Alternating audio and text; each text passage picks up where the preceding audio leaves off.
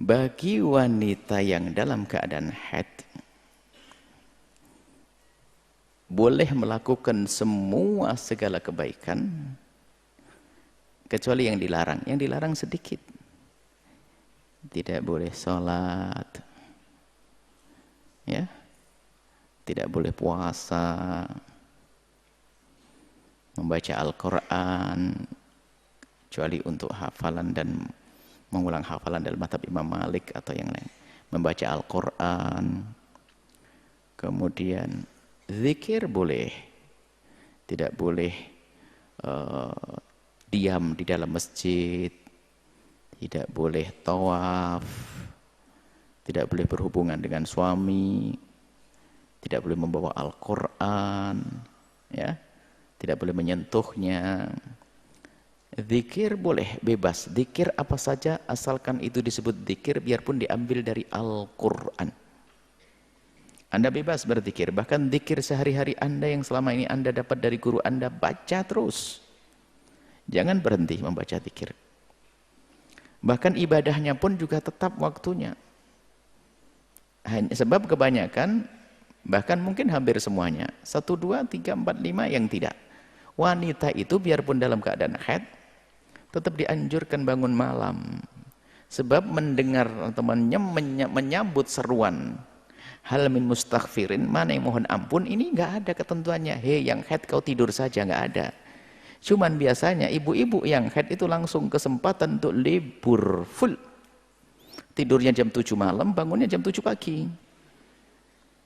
Tidak, Anda tetap bangun malam sebagai seorang wanita solehah. Jam-jam tahajudan Anda bangun. Yang lain sholat, Anda berzikir. Sama persis durasinya, waktunya sama. Itulah yang akan mendapatkan pahala serupa. Seandainya dia suci, dia akan melakukan ibadah, maka biarpun dalam keadaan haid, dia mendapatkan pahala utuh. Seperti itu. Anda boleh baca sholawat sebanyak-banyak. Asma'ul Husna boleh Anda baca. Bahkan di saat Anda hendak tidur, tetap dianjurkan Anda baca Qul a'udzu birabbil Qul a'udzu binnas, ayat kursi untuk menjaga diri Anda di saat tidur. Dianjurkan. Biarpun dalam keadaan haid. Gak usah khawatir. Jadi, semua zikir-zikir boleh Anda baca, sholat boleh Anda baca. Hanya penekanan kami adalah waktu ibadah hendaknya sama dengan di saat Anda suci. Jika Anda dalam keadaan suci biasanya melakukan bangun malam 1 jam, bangunlah 1 jam untuk berzikir. Duhaan, oke, Anda duduk waktu duha, tidak sholat tapi berzikir. Jangan libur. Libur semuanya. Buatin kopi suami libur, ini libur, semuanya libur. Masya Allah. Tidak seperti itu. Wanita solehah akan tetap rindu, kerinduannya kepada Allah tetap dipupuk dan ditumbuh suburkan, tidak akan terputus dengan adanya halangan tersebut atau haid.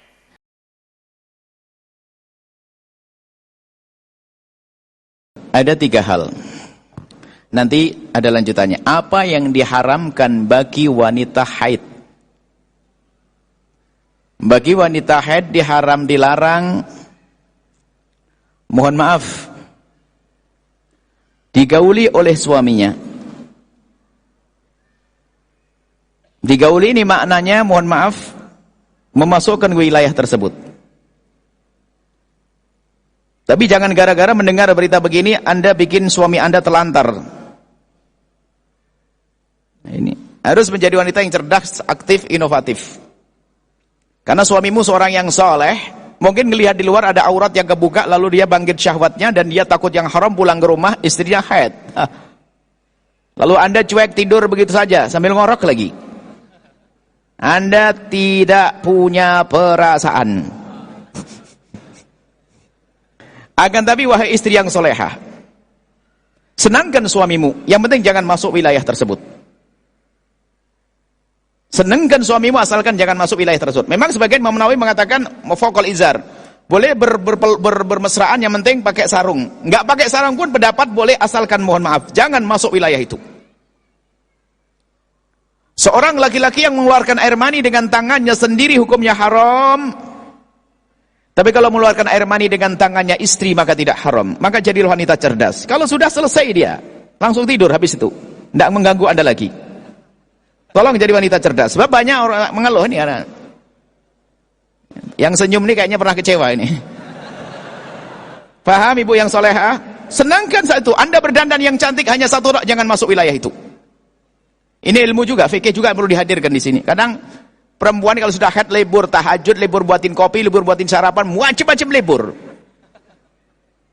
Bersenang-senang dengan suami tetap saja boleh. Ya, tapi kalau masukkan ke wilayah tersebut haram dalam keadaan haid. Kemudian tidak boleh menyentuh, tidak boleh masuk masjid. 4 madhab. Masuk maknanya tinggal, al-muqtu. Kalau lewat misalnya ibu, maka di sini alhamdulillah ada wilayah tempat nyaman di luar itu, di luar saja yang lagi haid. Tiba-tiba anaknya lari ke dalam masjid, boleh mengambil anaknya. Murur, boleh. Ngelewati atau pengen manggil suaminya, susah. Mau ngambil kunci mobil, mau istirahat di mobil, masuk ke dalam nyari suaminya, boleh. Murur, tapi nggak boleh muqt, nggak boleh diam. Kalau diam adalah haram 4 madhab. Di sana ada pendapat kalau sudah pakai pembalut dan sebagainya, kami tidak mengambil. Karena nggak darurat dalam hal ini.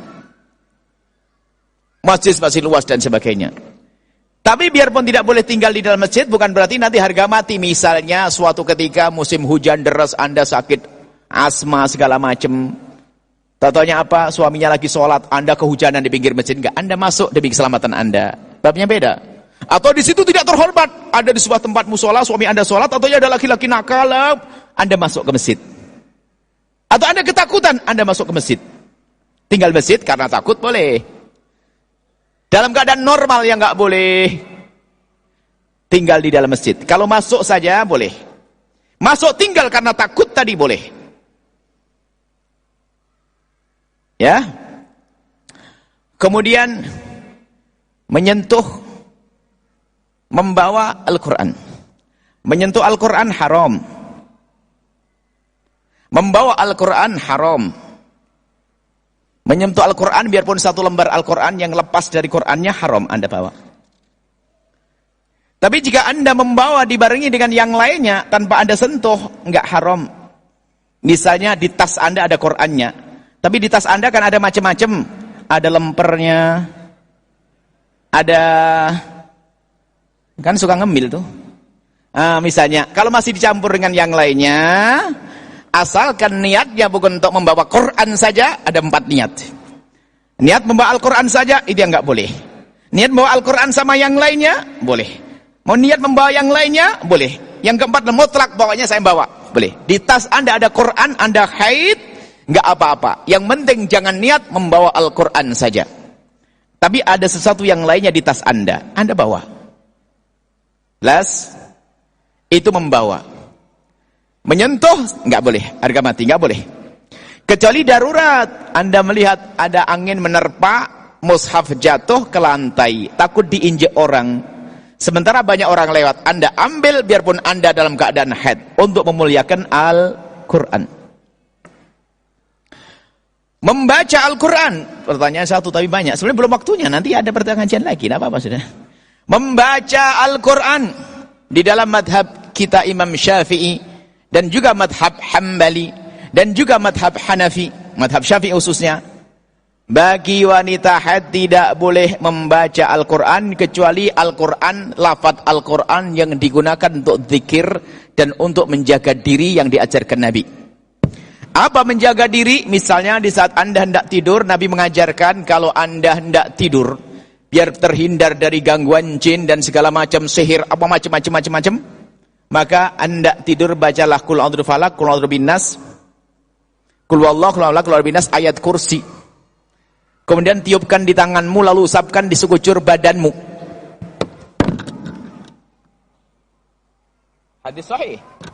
Imam Bukhari meriwayatkan hadis sahih.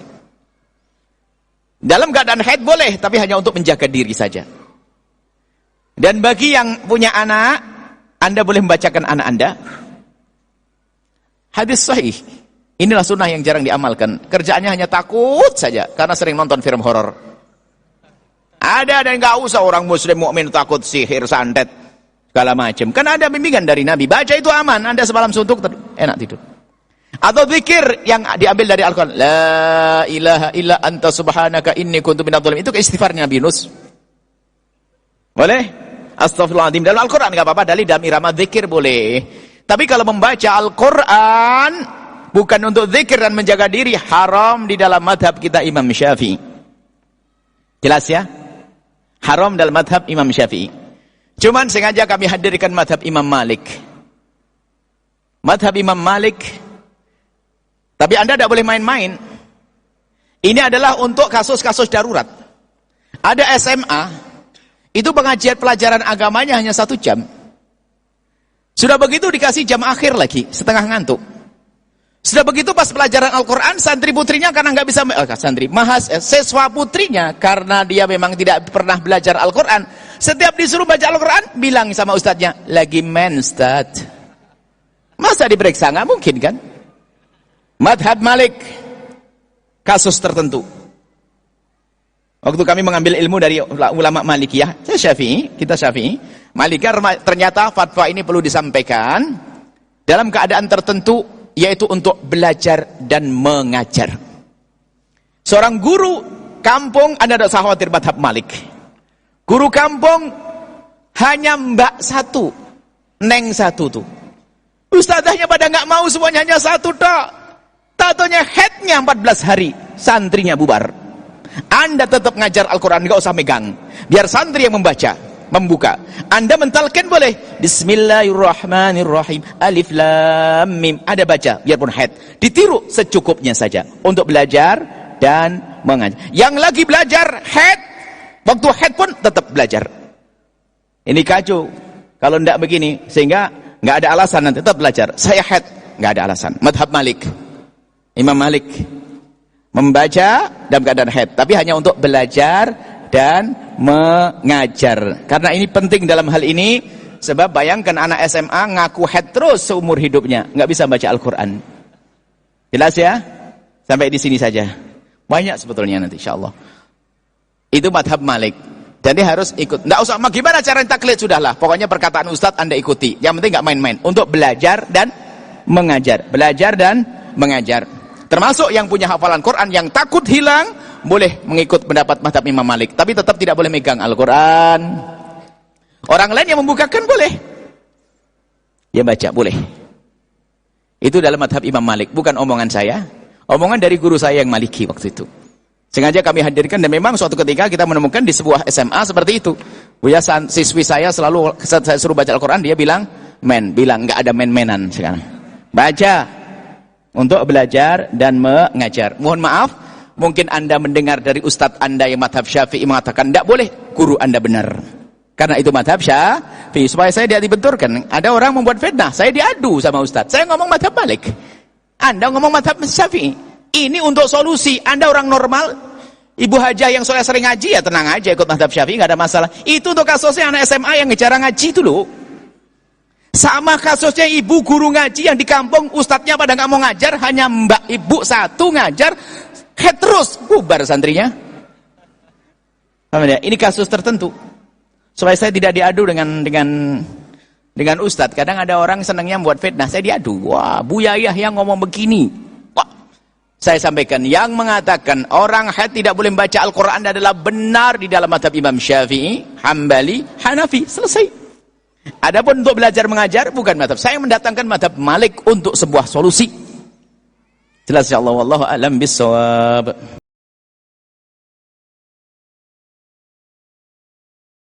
Wanita haid masuk masjid hukumnya adalah menurut ulama madhab Imam Syafi'i, imam kita, kemudian madhab gurunya Imam Malik, madhab Abu Hanifah, madhab Imam Ahmad bin Hanbal, disepakati semua a'immah bahwa wanita haid haram al-mukthu, diam di dalam masjid. Kalau masuk dalam irama lewat menjemput anaknya, atau kalau murur, tidak. Murur melewati masjid tidak haram, karena mungkin mengambil sesuatu. Tapi kalau masuk yang dalam arti al-mukthu, tinggal diam di dalam masjid, biarpun sudah pakai penyumbat setebal kasur. Saya tekankan, karena gara-gara ada penyumbat katanya sudah nggak apa-apa. Ini pendapat ulama 4 madhab, kami tidak. Memang ada, setelah itu ada fatwa orang akhir zaman yang memperkenankan, urusan dia, urusan beliau-beliau. Kami hanya tahu fatwa para ulama yang menjelaskan ini semuanya. 4 madhab. Kalau murur melewati masjid, iya. Tapi kalau melewati masjid dengan syarat tidak boleh ada berceceran darah, karena itu mencecerkan najis di masjid jadi haram. Jadi masuk masjid hukumnya adalah haram. Tapi ada saat-saat darurat itu nanti. Misalnya kalau melewati enggak, saat darurat itu misalnya seorang ibu nemeni suaminya lagi sholat, dia kan haid, berarti di luar masjid. Kalau ternyata masjidnya tidak aman, malam-malam jam ini, ya Allah takut Anda diganggu orang, Anda masuk masjid karena takut. Atau mohon maaf, istri yang sudah kena demam, tak tanya apa, hujan deras, suaminya di masjid, lalu dia biar kena hujan, ya jangan begitu deh, masuk ke masjid, karena Anda punya maju darurat, ada saat tertentu. Tapi dalam keadaan Anda normal, maka Anda tidak boleh masuk ke masjid. Baik, untuk ngaji, ya sebaiknya masjid disiapkan tempat untuk orang-orang haid. Tandanya masjidnya di situ ada fikihnya. Siapkan ada tempat bagian tertentu, kanan kirinya belakang ada orang haid. Kalau mau ngaji bisa di masjid, disiapkan. Satu, bisa disiapkan. Yang kedua, belajar di masjid tidak darurat. Masih banyak masjid yang diadakan di luar masjid, hadirilah yang di luar masjid. Kalaupun harus menghadiri masjid, maka Anda bisa mendengar di luar saja. Hormatilah pendapat para ulama 4 madhab inilah yang akan menjadikan Anda selamat. Kalau ternyata di sana ada fatwa asalkan disumbat, itu urusan beliau yang berfatwa. Anda bertanya kami, dan bukan fatwa saya ini, fatwa ulama. Kalau Anda marah pada 4 madhab sana. Ini kadang-kadang hal-hal begini langsung dikatakan Buya Yahya. Saya punya apa? Saya tidak punya pendapat. Saya tidak punya pendapat dalam hal ini. Saya nukil pendapat yang ulama. Awal majelis diadakan sampai kapanpun saya nukil pendapat ulama. Bukan omongan saya, bukan pendapat saya. Jangan diadu saya dengan ulama yang memperkenankan masalah itu. Selesai. Jadi ibu hindari dalam hal-hal seperti itu. Kemudian yang lebih penting lagi dalam hal ini, belajar ilmu haid. Ilmu haid. Ilmu haid itu perlu dipermudah.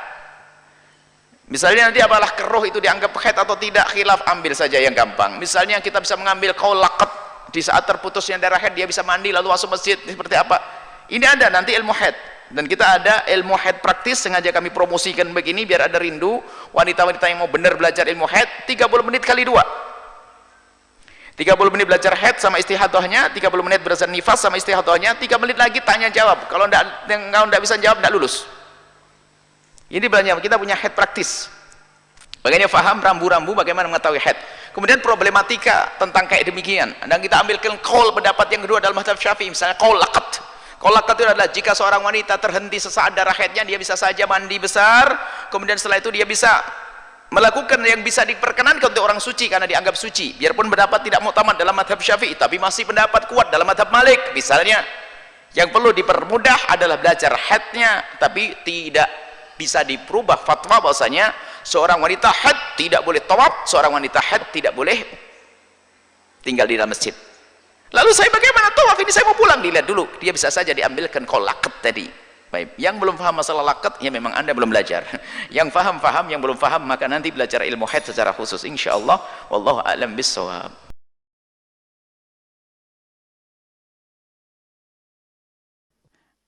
Jika Anda sebagai ustadzah Al-Quran, jadilah ustadzah Al-Quran. Tidak boleh berubah menjadi ustadz ahli fikih. Ini kadang-kadang dia penghafal Al-Quran, ustadz Al-Quran, sok jadi ahli fikih. Nanti jadi berantakan. Akhirnya mengeluarkan hukum dari dirinya sendiri. Anda penghafal Quran, ya tetap sebagai penghafal Quran. Urusan hukum tanyakan kepada ahli fikih. Bukan mengira-ngira. Kalau mengira-ngira hukum nggak sah. Yang penting kan niatnya begitu. Oh nggak boleh pakai yang penting nggak boleh. Harus ada apa kata ulama yang mengerti dalam bab fikih. Dan Anda benar, Anda bertanya, Anda hebat, Anda bertanya. Yang kita khawatirkan sebagian orang, dia hidupnya hanya menghafal Quran saja, terlambat lagi umurnya. Sudah tua baru menghafal Quran, sehingga bisanya hanya hafalan Quran saja, nggak ngerti halal haram, fikih juga nggak ngerti. Sudah begitu mau berfatwa, kan tambah kacau. Kalau memang engkau hanya menghafal Quran, jika urusan hukum, tanyakan kepada yang ngerti urusan hukum. Mungkin seorang ahli fikih, tapi kurang pandai urusan bacaan Al-Quran, tanyakan kepada Ustadz Tajwid. Kita punya bagian masing-masing, kan begitu. Di saat saya masuk wilayah di luar wilayah saya, maka berbahaya saya. Pasti akan salah nanti. Maka ibu yang bertanya, memegang Al-Quran. Al-Quran itu ada Al-Quran yang ada tafsirnya, yang tidak ada tafsirnya. Kalau Al-Quran yang tidak ada tafsirnya, ibu nggak ada khilaf. Kalau ibu mengatakan khilaf, pasti ibu salah dengar. Tidak ada khilaf. Menyentuh Al-Quran bagi orang yang haid, menyentuh Al-Quran bagi orang yang haid. 4 madhab semuanya tidak ada khilaf, hukumnya haram.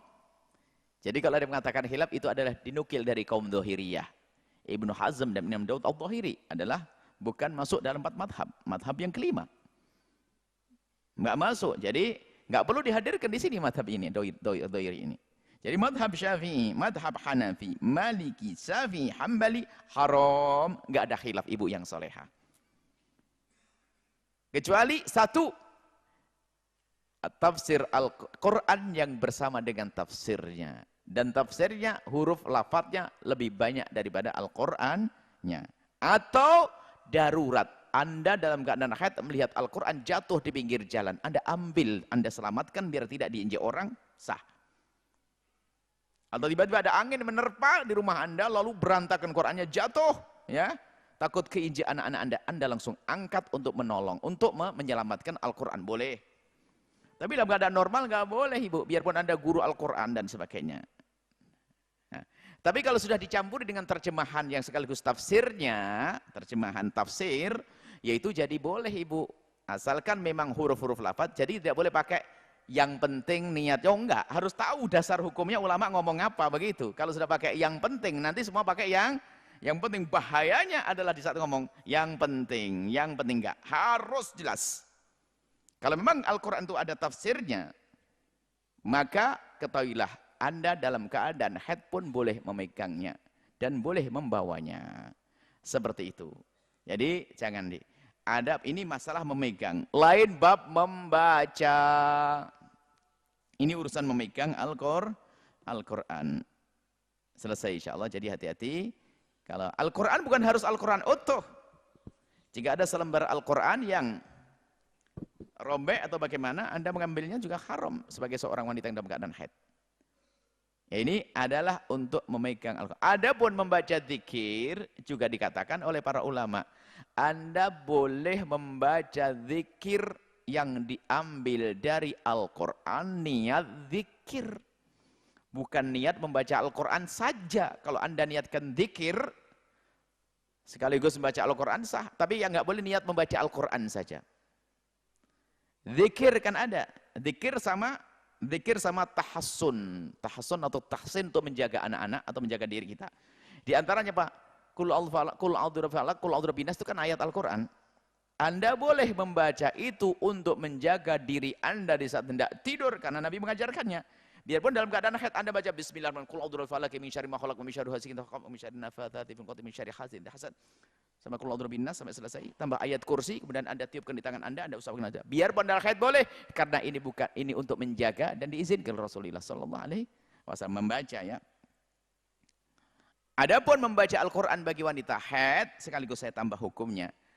Selain daripada untuk berzikir, selain daripada untuk menjaga diri, membaca Al-Qur'an bagi wanita haid, menurut madhab Hanafi, menurut madhab Syafi'i, menurut madhab Hambali adalah tidak diperkenankan dan haram, khususnya madhab Imam Syafi'i. Kalau ingin membaca Al-Quran dalam keadaan haid cukup dengan menggerakkan mulut tanpa ada suaranya.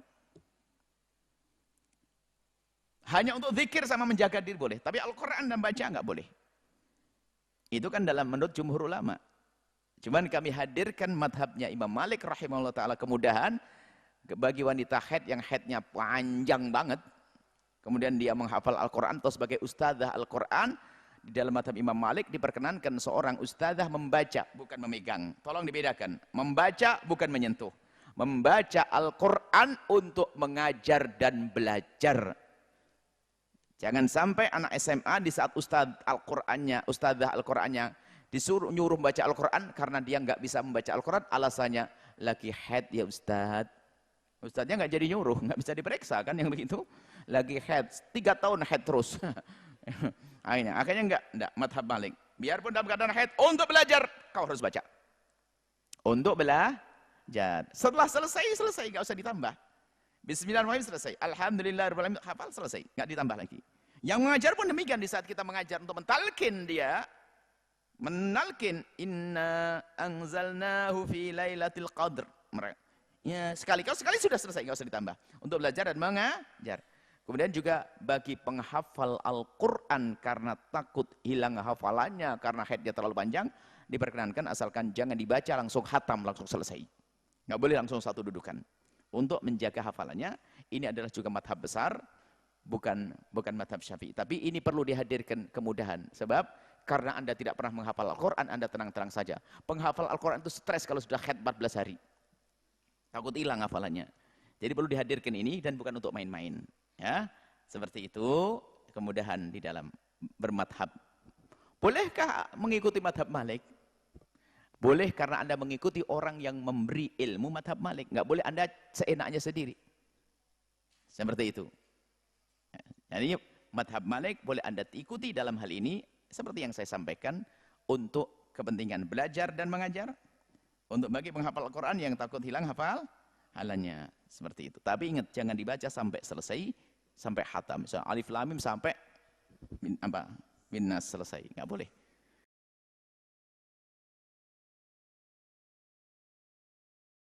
Baik, ini adalah perlu ilmu khusus yang kita bahas dalam ilmu haid. Kita sampaikan ilmu haid. Para ulama bahas dalam bab haid dan istihadah. Artinya di dalam istihadah tentunya istihadah bukan ngarang, ada rumusnya. Kapan istihadah, kapan haid itu ada rumusnya. Anggap saja kami akan menganggap Anda sudah tahu rumus ini.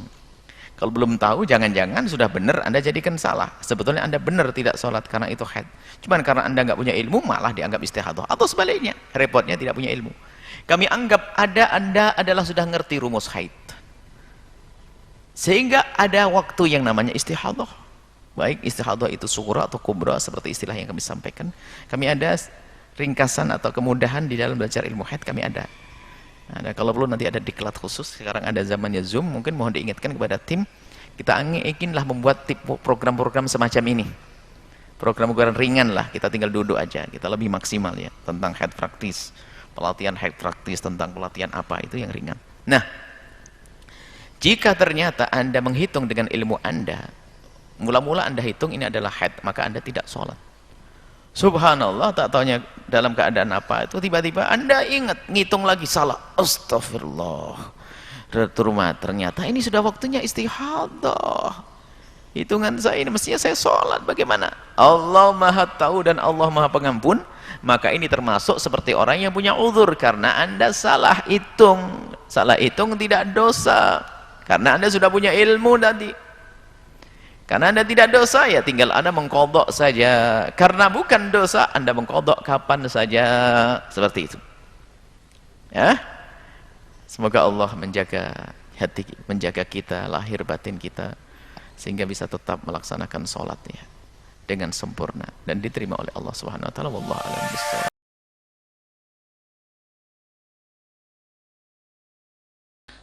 Darah haid, ya, ketahuilah bahwa 2 hari yang Anda sebutkan itu selagi masih ada keluar pagi atau sore, maka dia masih diangkat sebagai darah haid. Jadi nggak perlu Anda bingung-bingung. Artinya nggak usah dikodok karena memang Anda dalam haid. Jadi darah haid itu tidak akan keluar lagi. Jadi masa orang tidak keluar darah kemudian keluar darah lagi selagi pada dalam tempo antara di dalam batas 15 hari sebelum berlalu 15 hari, maka waktu tidak keluar darah itu dihukumi sebagai darah haid. Darah haid. Biarpun nggak ada darahnya, seperti itu. Baik, Bu ya. Misalnya contoh udah keluar darah 4 hari, terus berhenti 1 hari, besoknya datang bahkan lagi. Bahkan berhenti gitu. 3 hari juga. Bahkan kalau berhenti 3 hari, hari berikutnya keluar lagi. Maka waktu berhenti 3 hari dianggap sebagai keluar darah. Keluar darah haid. Itu, Bu ya. Namanya qaul sahab. Kemudian jika Anda ingin ringan, barangkali tidak. Dan tidak wajib mengqadha karena memang ada dalam keadaan haid. Tidak wajib mengqadha. Ya. Cuma yang berat kadang kalau lagi Ramadan, Bu ya.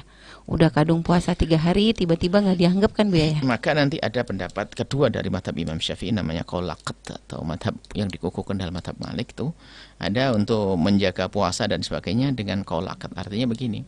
Qaul laqat itu adalah kapan darah itu berhenti, kapanpun dia bisa dihukumi sebagai suci, dengan disebut dengan qaul laqat, dengan catatan dia harus melakukan seperti layaknya orang yang suci, mandi besar, sahur, kemudian puasa. Kalau ternyata keluar lagi, ya putuslah puasa. Kalau sampai maghrib dia lolos, ya sahlah puasanya. Ini qaul kedua namanya qaul laqat.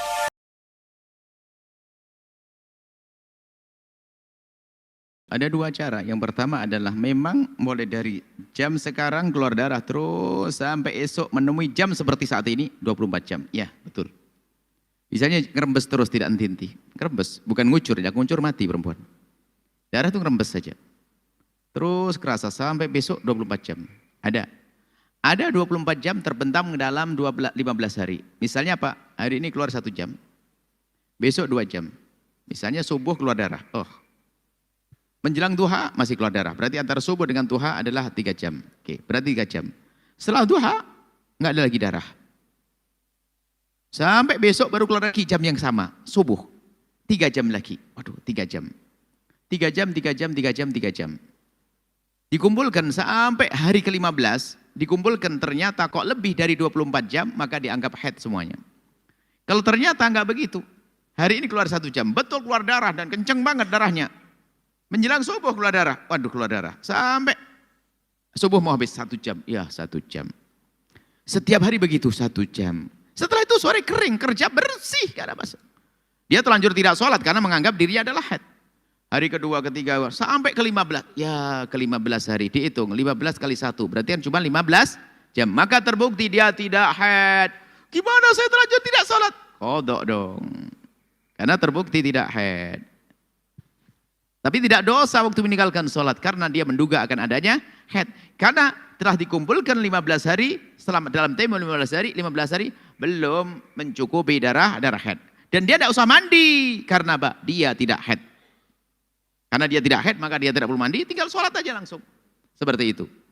Berbeda yang satu tadi, satu keluar darah sehari semalam 24 jam, maka langsung dihubungi haid.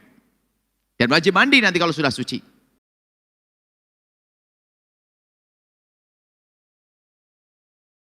Allah wabarakatuh. Ini memang kita perlu namanya memperluas wawasan dan bacaannya. Kita harus kembali biasa patuh dengan para ulama yang sudah mereka adalah ahlinya di dalam hal ilmu. Masalah wanita haid sangat berbeda dengan wanita membaca Al-Quran. Kalau seorang wanita haid membaca Al-Quran, jumhur ulama mengatakan memang dilarang, tapi ada madhab yang sangat diakui, madhab besar, yaitu madhabnya Imam Malik rahimahullah ta'ala, bisa membaca Al-Quran untuk belajar dan mengajar. Ini membaca Al-Quran masih ada kemudahan untuk belajar dan mengajar. Adapun masuk masjid inilah yang tidak ada, 4 madhab satupun nggak ada. Semua dari 4 madhab mengatakan jangan. Memang orang akhir zaman ada yang berfatwa, kami tidak ikut. Saya hanya ikut 4 madhab karena itulah yang sudah diakui di dunia dari masa ke masa. 4 madhab semuanya tidak memperkenankan wanita haid untuk duduk di dalam masjid. Lewat boleh. Al-mukthu, diem di dalam masjid yang nggak boleh. Adapun belajar bisa saja pindah ke aula atau halaman gelar tikar, sah kok. Ini kalau urusan wanita haid kami tidak menemukan dari 4 madhab. Memang ada orang akhir, mutaakhirin dimulai dari abad ke-7 dan sebagainya, mulai ada yang berfatwa, orang boleh kalau memang sudah menyumbat dan sebagainya, enggak. Jumhur 4 madhab, bukan jumhur, 4 madhab semuanya bersepakat, bagi wanita haid tidak boleh duduk di masjid yang sesungguhnya dalam keadaan darah haid. Biarpun disumbat dengan sumbat, tetap saja enggak boleh. Itu adalah 4 madhab. Itu yang kami ketahui, memang ada. Lah itulah barangkali dia dengar fatwa-fatwa orang akhir zaman, itu urusan dia dengan orang akhir zaman. Kami hanya berpegang seperti ini dan kami tidak akan kami tidak akan berani menyampaikan yang lebih. Enggak ada darurat. Kalau urusan belajar enggak darurat. Wah, sayang ini belajar. Sekarang ada kok banyak belajar di luar masjid. Kenapa harus bingung belajar yang ada di masjid? Bukankah majelis di luar masjid masih banyak? Hari ini majelis di luar masjid, kemarin di luar masjid. Banyak majelis ibu-ibu di luar masjid. Banyak majelis di luar masjid, kenapa harus maksain? Nah, memang di sana yang memperkenankan membuat hujah macam-macam dan sebagainya. Yang jelas 4 madhab tidak ada. Selagi Anda masih berpegang dengan madhab, 4 madhab maksudnya dalam fikih, dimulai dari madhab Syafi'i dulu. Setelah Anda madhab Syafi'i nggak ada, Anda boleh cari madhab lain untuk kemaslahatan umat. Tapi kalau madhab lain pun nggak ada, Anda jangan kemana-mana. Ya sudah, patuh saja. kepada ulama-ulama. Selesai. Wallahu a'lam bissawab.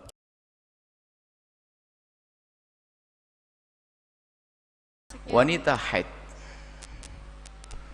Wanita haid, apakah boleh dia adalah diam di dalam masjid?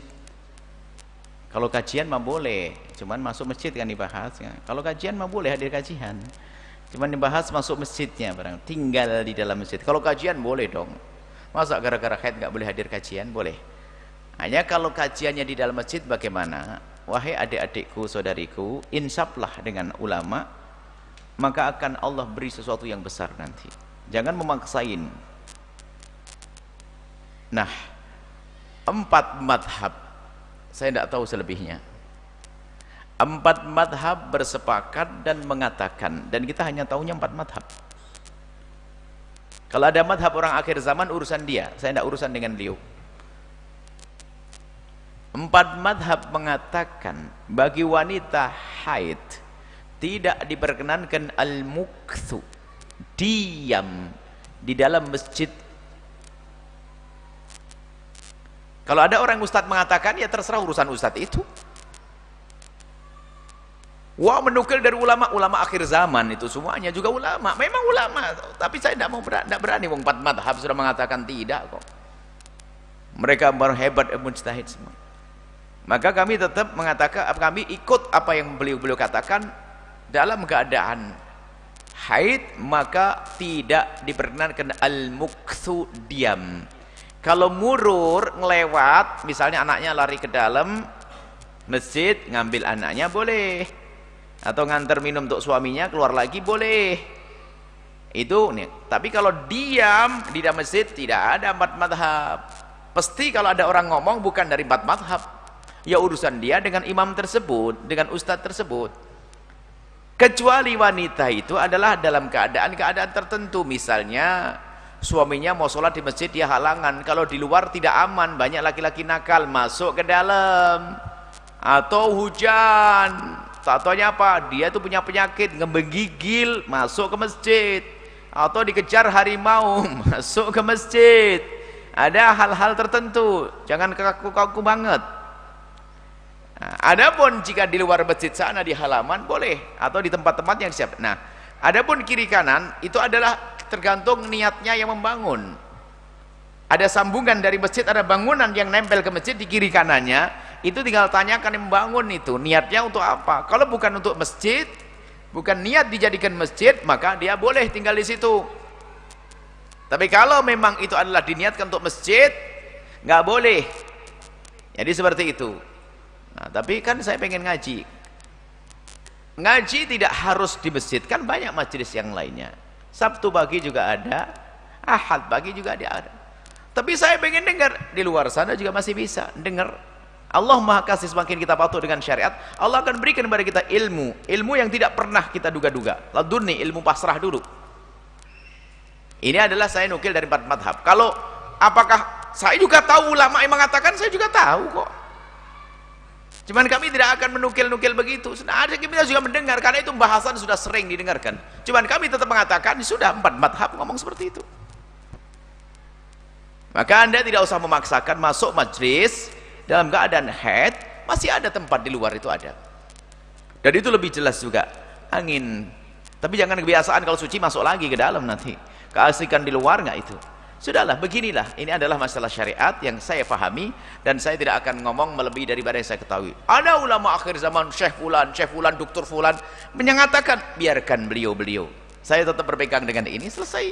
Wah, sudah disumbat dan sebagainya. Memang orang dulu nggak bisa nyumbat. Memang zaman dulu nggak ada penyumbatan, nggak ada sumbat begitu. Wah, sekarang bisa pakai apa namanya? Softtek yang rapat dan sebagainya. Dulu pun juga bisa pakai ikat kalung, tapi ternyata gak ada fatwa yang seperti itu. Jadi Anda tidak usah memaksakan, itulah yang bisa kami sampaikan. Duduk di luar sana asik, bisa sambil minum teh di sana. Hah? Itu saja, wallahu a'lam bissawab.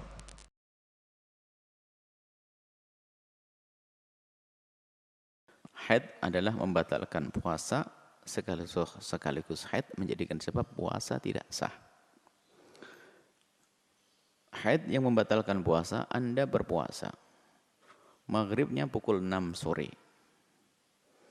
Kurang 5 menit sebelum 6 sore ternyata keluar darah haid, batal puasa Anda.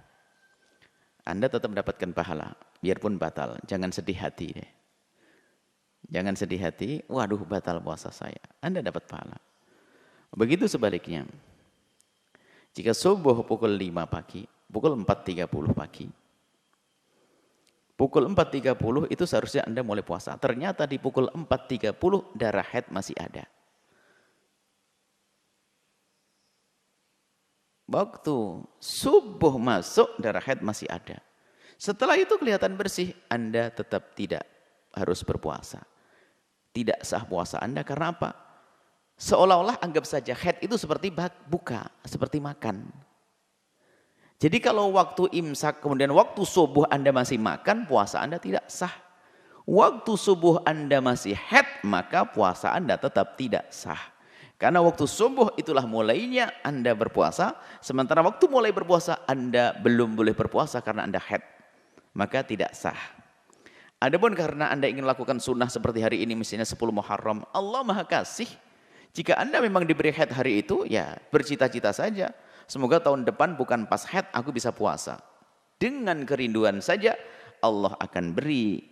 Buktikan kalau nanti betul di bulan yang Anda rindukan untuk berpuasa ternyata Anda tidak haid, Anda berpuasa. Itulah yang menjadikan sebab Anda mendapatkan pahala. Jadi wanita-wanita haid hari ini mendapatkan pahala kalau memang dia punya kebiasaan puasa di Muharram, senang melakukan kebaikan. Maka dia biarpun dalam keadaan haid dan tidak melakukan kebaikan tersebut, maka pahalanya tetap mengalir karena Allah Maha Kasih. Wallahu a'lam bissawab. Artinya tadi enggak sah. Puasanya tadi tidak sah karena dia masih haid, waktu subuh sudah tiba. Setelah Anda menyaksikan video ini, jangan lupa berselawat kepada baginda Nabi Muhammad sallallahu alaihi wa alihi wa sahbihi wasallam.